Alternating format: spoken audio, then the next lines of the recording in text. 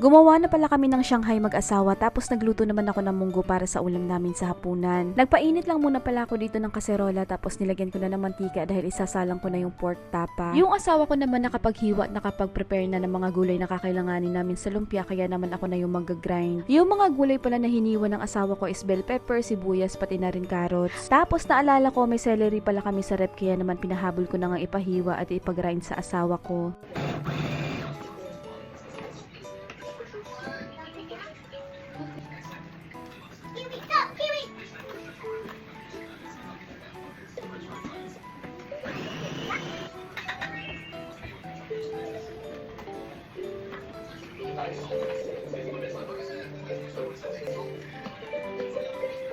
Eto namang pork tapa na pang sahog sa munggo ay okay na siya kaya naman hinalo-halo ko lang at ilalagay ko na yung bawang at sibuyas.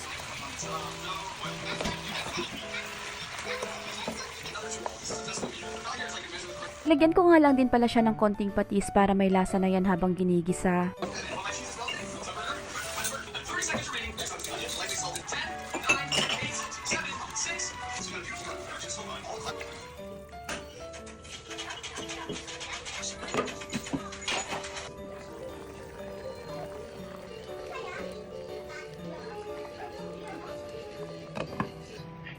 Etong giniling pala ay medyo frozen pa siya pero nilagyan ko na siya ng asin, paminta, 2 perasong itlog at isa-set aside ko na muna yan dahil luto na nga itong munggo.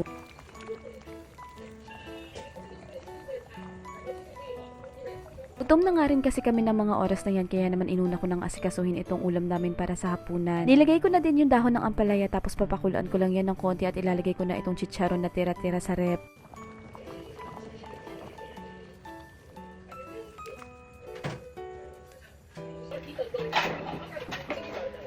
Eto pala si Sion medyo masama yung pakiramdam niya. Buti na nga lang din talaga kahit masama yung pakiramdam niya magana pa rin siyang kumain.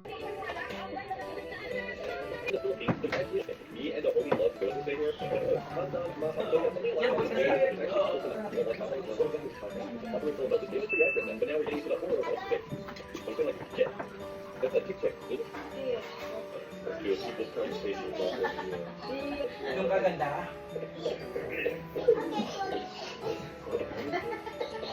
Yung kaganda ah. Yung ganda.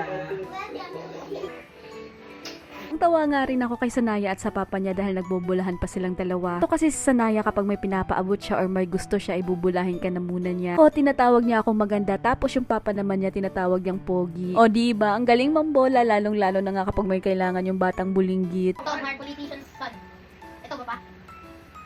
Maganda ata to. Yeah, ba? Meron na ako. Basa na! Dami kasi, ang dami ko talaga nilagay. Ito may akin. Yan, sir. Oo, may na ako. Bukas na TV.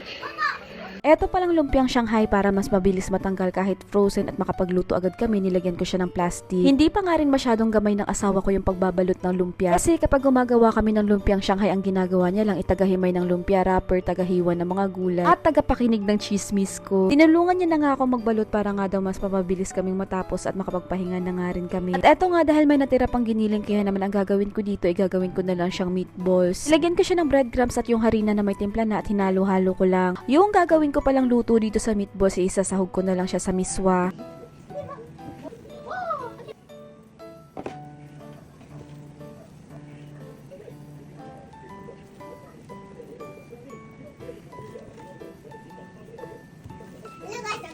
Medyo madami-dami pa nga rin yung natira dito sa giniling kaya naman nakagawa ako ng 10 pieces na meatballs. Ilalagay ko lang pala yan sa container tapos ilalagay ko na yan sa freezer.